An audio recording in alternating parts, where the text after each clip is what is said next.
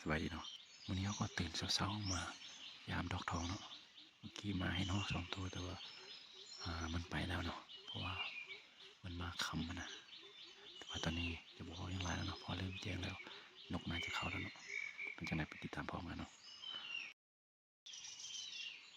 ตอนนี้เราก็มออยู่กกเรียบร้อยเนาะ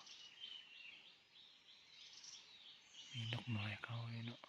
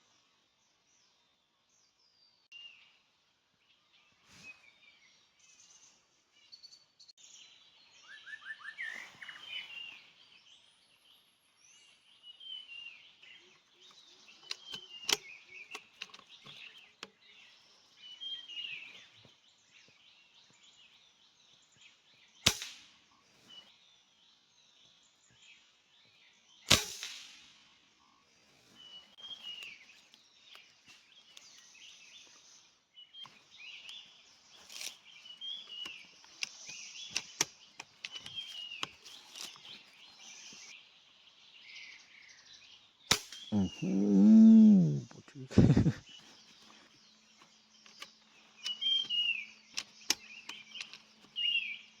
มันก็นกเขียวอีกตัวหนึ่งแต่ว่าถ้าเกิดว่าตัวนี้จับปล่อยมันไปบ่ยิงเนาะ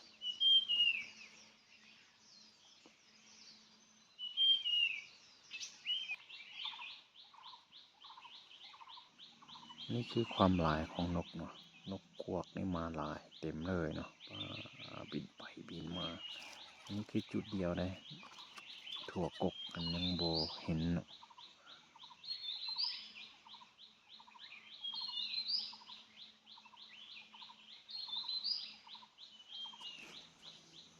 แล้วก็นกเสียวตัวนี้ก็จะบ่ยิงเนาะจะปล่อยมันไปคือกันเนาะ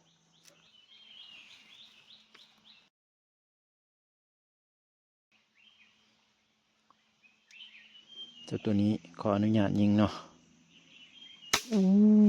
คนสักเลย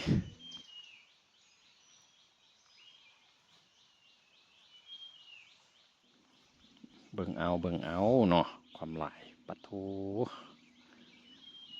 ซ้ำว่าจะยิงเนาะนกน้อยแต่ว่าเฮาบ่ยิงเด้อ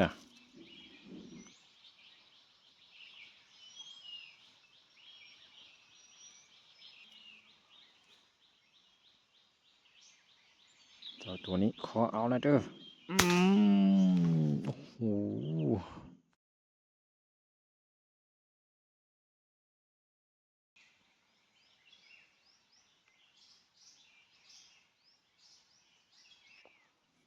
ซึ่งตัวที่ขึ้นมาที่มันอยู่ไกล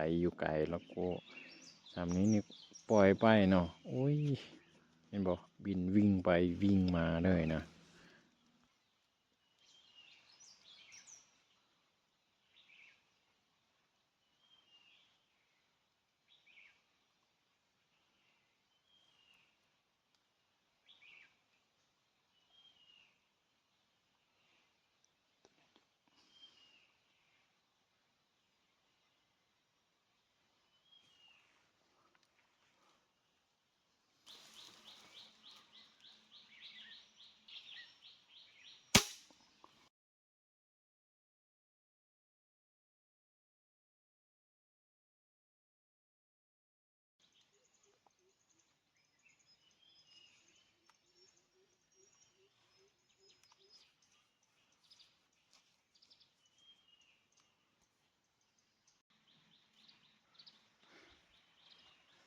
ก็จะไปเบิ่งเก็บนกเที่ยวอยู่เนาะ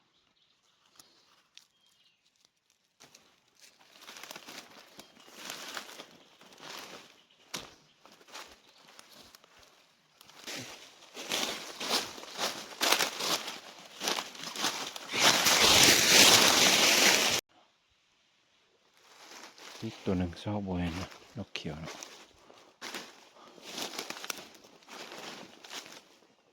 เก็บนกมาแล้วก็จะมานั่งยิงอีกครั้งนะเพราะว่าปะไว้โดนมันมักมีตัวจรมักมาเอานกเนาะแล้วเขาจะชอบบ่ได้เนาะ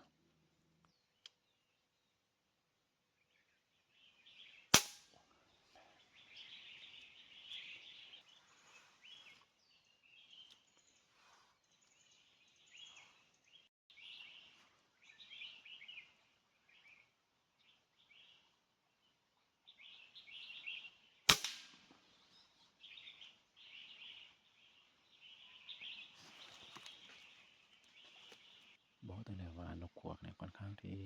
จะมาหลายเนาะมาหลายแต่ว่าทั้งตะลูอีกอย่างยังสิบ่มาเนาะก็ตั้งรอเขาบ่มีนกใหญ่เนี่ยจะบ่ค่อยมีเนาะแต่ว่าเขาเบิ่งต่อไปเนาะเบิ่งต่อไปว่านกใหญ่สิเข้าบ่เนาะ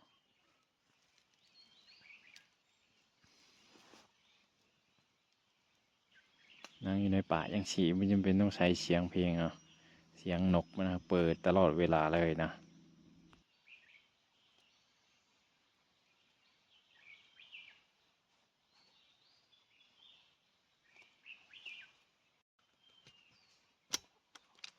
ขออนุญาตยิงนกเสียวตัวนี้เนาะกล่องมันจะมัวๆใช่ไหมนะอ๋ออู้ลงละ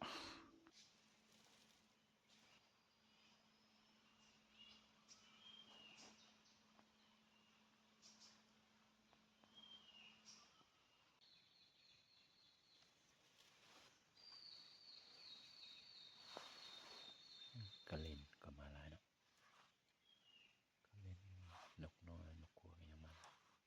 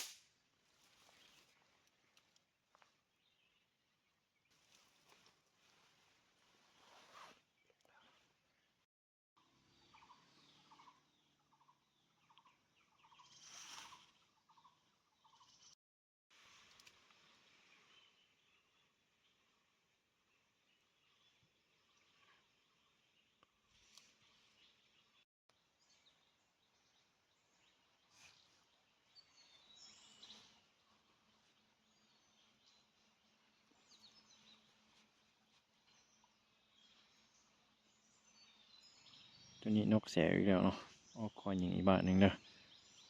อู้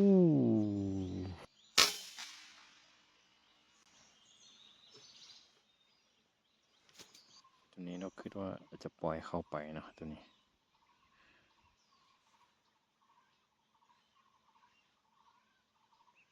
ตัวนี้ก็เช่นเดียวกันนะจะปล่อยไปเนาะเป็นแล้วนกอันนี้มีหลายตัวอยู่เนาะก็เลยจะขอเอาจากตัวหนึ่งสองตัวเนาะขออนุญาตยิงเด้อโอ้ย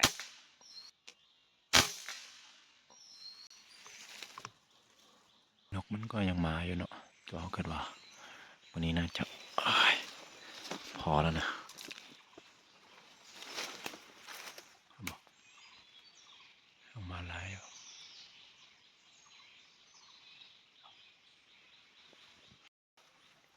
นกนี่เข้ามาหลายเนาะเข้ามาหลายเอานกเนาะแต่ว่าซ้ำได้ซ้ำหนึ่งก็พอแล้ว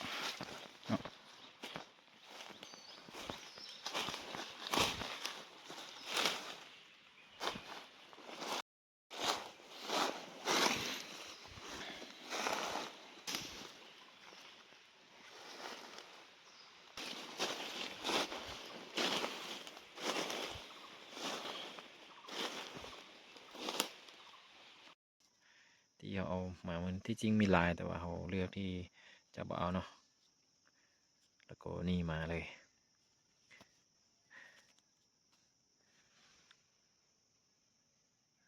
ซึ่งตอนนี้เราก็ออกมานอกทางแล้วเนาะซึ่งนกที่เขาได้เขาก็จะไปแบ่งให้พ่อเฒ่าได้แล้วก็ไปแบ่งให้พ่อลุงตัวเนาะมี3 ครอบครัวจะได้แบ่งนำกันเนาะเพราะว่าช่วงนี้ก็เจ้าก็เฮ็ดเวียกแล้วก็บ่ได้หากินเนาะก็เลยต้องได้ไปแบ่งให้กับเจ้าคลิปนี้ก็จะบ่ว่าหยังหลายแล้วเนาะมีแต่ชอบก็อย่าลืมกดไลค์กดแชร์กดติดตามให้เลยเนาะขอขอบใจเนาะ